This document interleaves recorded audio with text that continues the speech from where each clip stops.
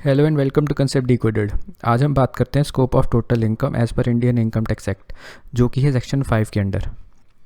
मेरा नाम है सी अनुराग। तो चलिए शुरू करते हैं। सबसे पहले बात आती है सेक्शन 5 सबसेक्शन 1 की। ये क्या बोलता है? Total income in case of resident includes all income.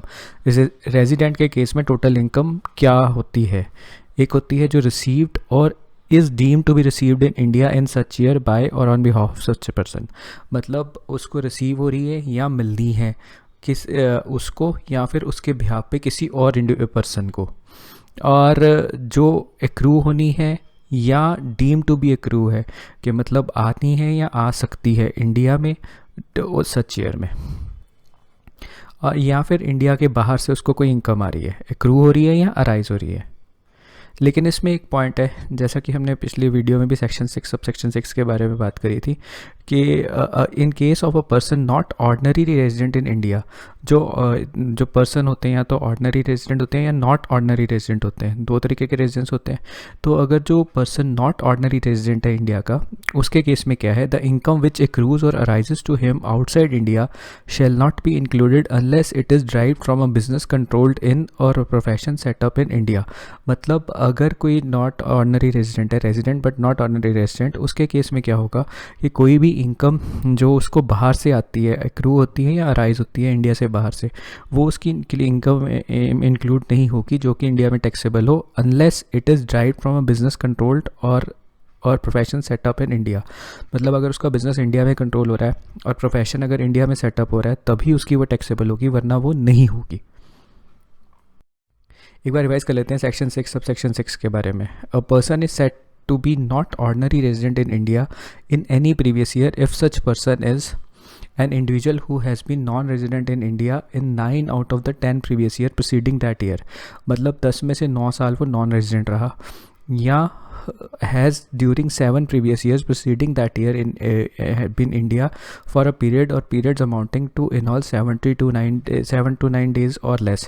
मतलब 729 दिन या उससे कम पिछले 7 सालों में। दो कंडीशंस होगी, या तो 9 में से 10 में से 9 साल जो है वो नॉन रेजिडेंट रहा, या 729 दिन और उससे कम जो है 7 साल में उसने इंडिया में बिताए। और एच के केस में क्या है? Whose manager has been non resident in India in 9 out of 10 previous years during that year, or has during 7 previous year preceding that year been India for a period of or amounting to in all to 729 days or less. मतलब एच हमने दो चीज़ें पहले भी discuss करी थी last video में कि इंडिविजुअल और एच ही हैं जो नॉट ऑर्डनरी रेजिडेंट हो सकते हैं। बाकी किसी के केस में, कंपनीज या फर्म के केस में ये सब कंडीशंस नहीं अप्लाई होती। तो इंडिविजुअल्स और एच कब नॉन ऑर्डनरी रेजिडेंट होगी? जब ये दो कंडीशंस फुलफिल होंगी। कौन सी कंडीशंस हैं? या तो 10 में से 9 साल वो नॉन रेजिडेंट रहा, या फिर वो 729 दिन या उससे कम रहे 7 साल, पिछले जो 7 साल थे उसमें। तो ये दोनों कंडीशंस एच और इंडिविजुअल के केस में एप्लीकेबल होती हैं। फिर आता है अ पर्सन ऑफ इंडिया और a person of Indian origin having total income other than income from foreign sources exceeding ₹15 lakhs during the previous year who has been in India for a period और periods amounting in all to 120 days और more but less than 182 days। मतलब जिसकी income other than income from foreign sources, मतलब जो foreign sources उसकी income आ रही है उसको अगर छोड़ दें, उसके अलावा जो उसकी इनकम है 15 लाख से ऊपर है और वो इंडिया में रहा 120 से 182 दिन के बीच में पिछले साल में। ये जो भी मैं आपको 729 दिन, 120 दिन, 182 दिन, ये जो भी मैं आपको बोल रहा हूँ, ये हम टोटल एक साथ नहीं देखते, कंटिन्यूस पीरियड नहीं देखते, हम टुकड़ों में भी देख सकते हैं कि 30 दिन आ गया, फिर चला गया, फिर 20 दिन आ गया। इस तरीके से उसके 120 या 182 डेज या फिर 729 दिन बन रहे हैं। हम ये नहीं देखते कि 729 दिन लगातार रहना चाहिए या 120 दिन लगातार रहना चाहिए या 182 डेज लगातार रहना चाहिए। फिर आता है citizen of India who is deemed to be resident in India under clause 1A 6(1)(a। तो इसमें अब सबसे पहले डीम रेजिडेंट के बारे में हमने पहले भी बात करी थी, एक बार फिर देख लेते हैं। डीम रेजिडेंट क्या होता है? जिसकी total income other than income from foreign sources है, 15 लाख से ज़्यादा है प्रीवियस ईयर में, और उसमें एक बहुत इंपॉर्टेंट कंडीशन आती है, he is not liable to pay tax in any other country और territory by reason of his domicile और रेजिडेंस और क्राइटेरिया ऑफ सिमिलर नेचर।